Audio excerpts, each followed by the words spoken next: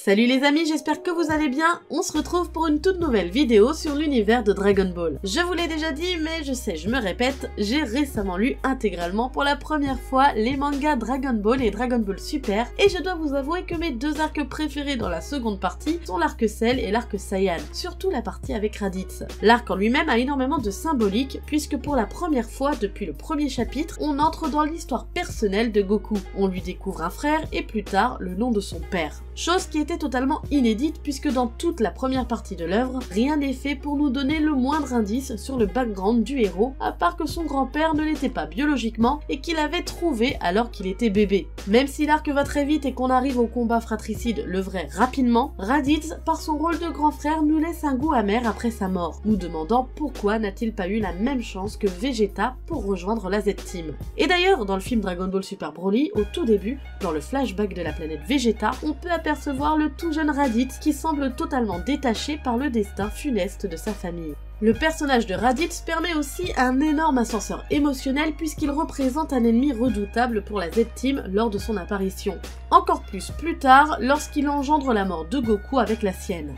Il laisse donc, que ce soit la Z-Team ou au lecteur, une sensation de danger incroyable puisqu'il semblait affreusement puissant. Quelle ne fut pas la décadence lors de l'arrivée de Vegeta et Nappa, lorsque tous les deux ont déclaré que Raditz s'était appelé Raditz le Faible et qu'il faisait partie de la caste inférieure parmi les guerriers Saiyans. Il existe sur internet de nombreuses fanfictions parlant de Raditz, soit de son histoire, soit développant une histoire théorique de lui rejoignant la Z-Team. D'ailleurs, un youtubeur américain du nom de Nazako X en a créé une, Dragon Ball RR. Si vous voulez que Chris vous en parle, n'hésitez pas à nous le dire en commentaire. En attendant, pour cette vidéo, nous allons nous poser la question, et si Raditz avait rejoint la Z-Team ?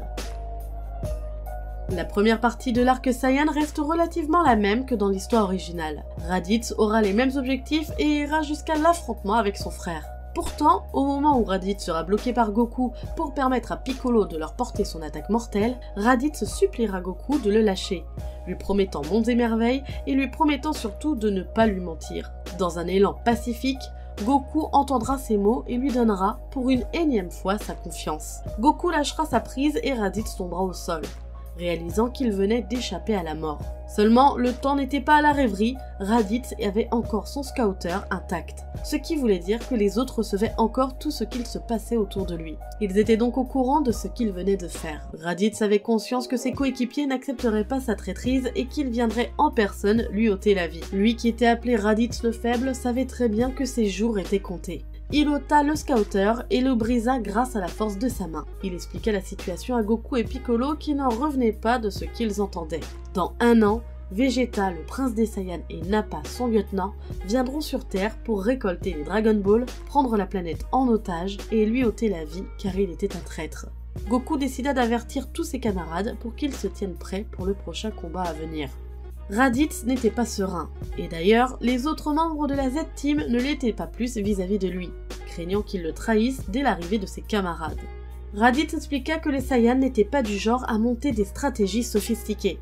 Donc, même s'il décidait de retourner sa veste une fois Vegeta et Nappa sur Terre, ces derniers n'en auraient que faire et saisiront l'occasion pour le tuer, car c'est une chose qu'ils attendent depuis longtemps.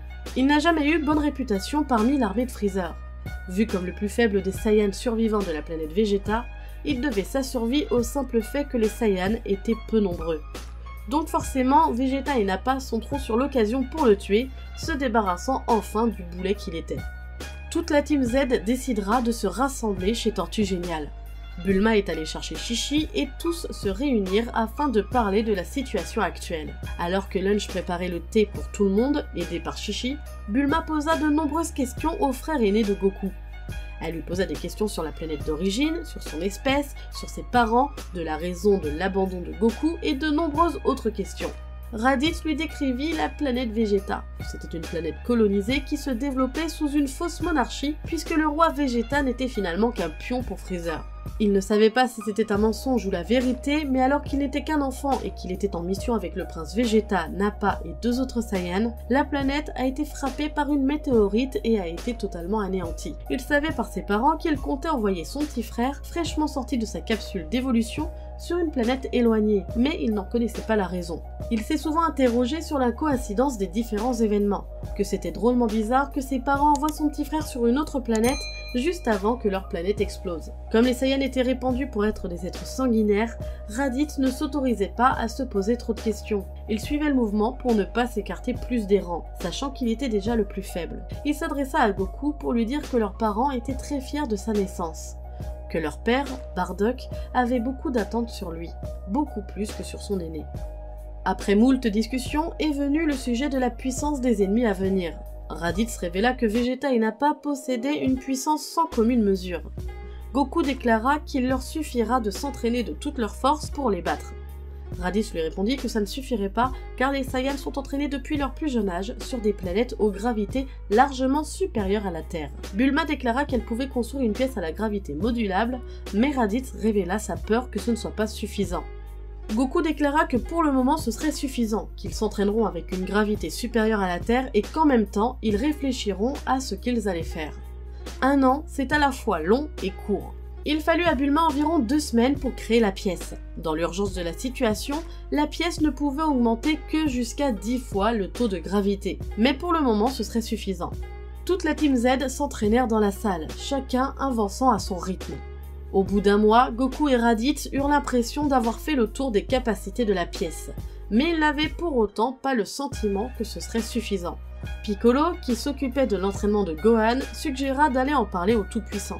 Peut-être que lui aurait une solution à leurs problèmes. Le Tout-Puissant leur parla d'un être qui pouvait être capable de les entraîner. Il avait conscience que lui n'avait plus rien à apprendre à Goku, mais ce n'était pas le cas pour le reste de la Team Z. Goku se rendit sur la planète de Kaio alors que les autres restèrent avec le Tout-Puissant pour suivre son entraînement. Raditz fut le premier à arriver au bout de l'entraînement du Tout-Puissant, suivi par Piccolo, puis Krillin et les autres. Toute la Z-Team passèrent environ 6 mois chez Kaio. Goku, Raditz et Piccolo se démarquèrent par leur apprentissage. Goku et Raditz obtenèrent une nouvelle technique qu'ils avaient hâte de tester. Il leur restait 1 mois avant l'arrivée des Saiyans sur Terre. La Z-Team décida de lever le pied jusqu'au moment de leur venue. Vegeta et Nappa arrivèrent sur Terre. La Z-Team les attendait de pied ferme. Pendant le laps de temps qu'ont eu la Z-Team, ils se sont tous entraînés d'arrache-pied. Les combats furent tous incroyables mais bien moins meurtriers que dans l'histoire originale. Chaozu fut le seul à y passer, étant celui qui était le plus faible et qui décida de se faire exploser pour abattre l'ennemi. Piccolo perdra la vie face à Nappa en voulant protéger Gohan. Nappa perdra la vie face à Raditz après avoir presque abattu Tenshinhan et Yamcha. Nappa s'amusa du fait de se battre face à son ancien camarade, n'hésitant pas à lui rappeler son statut médiocre à tel point qu'il en était venu à trahir, chose impardonnable. Raditz, lui, répond que ces mots ne le touchaient pas et que de toute manière, il ne l'avait jamais respecté et n'attendait que de pouvoir le tuer. Grâce à l'entraînement qu'il avait subi lors de cette année passée, Raditz avait multiplié par 10 ses capacités. Certes, il avait eu du mal à battre Nappa, mais il avait réussi. Quelle humiliation pour ce dernier. Mourir de la main de Raditz le faible. Quelle honte. De l'autre côté, c'est le combat Vegeta contre Goku et Krillin qui battait son plein. Le combat était loin d'être simple pour les deux parties, mais la fin fut similaire à l'histoire originale. L'arc Namek débutera de la même manière que l'original, à l'hôpital. D'ailleurs, c'est à ce moment-là que Lunch, qui rendra visite à Raditz, annoncera qu'elle attend un heureux événement. Goku sera heureux de voir son frère s'intégrer aussi bien à la vie terrestre, se félicita de s'être habitué aussi rapidement à sa présence, venant même à se demander comment est-ce qu'il avait pu vivre tant d'années sans connaître son existence. Gohan et Krillin étaient bien moins blessés que Goku et Raditz. Ils partirent sur la planète Namek avec Bulma afin d'aller chercher les Dragon Ball. Les événements se passeront comme dans l'histoire originale jusqu'à l'arrivée de Goku et Raditz. Tous deux, dans la navette les emmenant sur Namek, s'entraînèrent afin de maîtriser des niveaux supérieurs du Kaioken. Goku et Raditz arrivent au moment où Recoome s'apprêtait à tuer Gohan et Krillin ainsi que Vegeta. Les deux frères Saiyan n'en firent qu'une bouchée du commando Ginyu. Raditz rit même d'avoir sauvé la peau de Vegeta.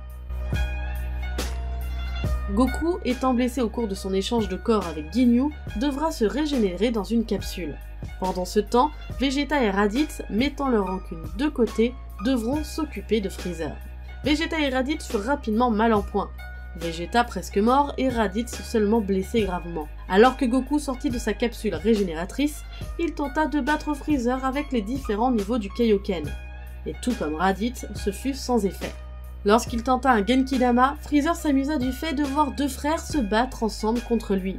Et pour montrer sa puissance à Goku, il décida de faire exploser Raditz. Goku entra dans une colère sans limite, ce qui le poussa à se transformer pour la première fois en Super Saiyan. La suite, vous la connaissez, puisqu'elle est la même que dans l'histoire originale. C'est seulement de retour sur Terre et après avoir réuni les Dragon Ball que tout le monde fut ressuscité. Quand Porunga fut invoqué, celui-ci leur expliqua que Son Goku était encore vivant mais qu'il refusait d'être amené sur Terre, qu'il reviendrait par ses propres moyens.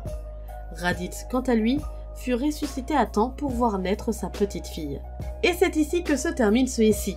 J'avoue, c'est cruel, mais il faut dire qu'il y a énormément de choses à raconter dans cette histoire. Et puis pour une fois, je vais vous donner la possibilité de choisir si oui ou non nous allons parler de la suite de cette histoire. Pour vous teaser un peu, la suite sera principalement autour de la fille de Raditz et Launch. Donc, si vous souhaitez que je vous la présente, il faudra battre des records mes amis. Si vous atteignez les 3000 likes sur cette vidéo, je vous promets de vous partager la suite. Donc pour ça, bombardez les likes, les partages pour maximiser vos chances. Sur ce, moi je vous laisse à la prochaine, tchuss!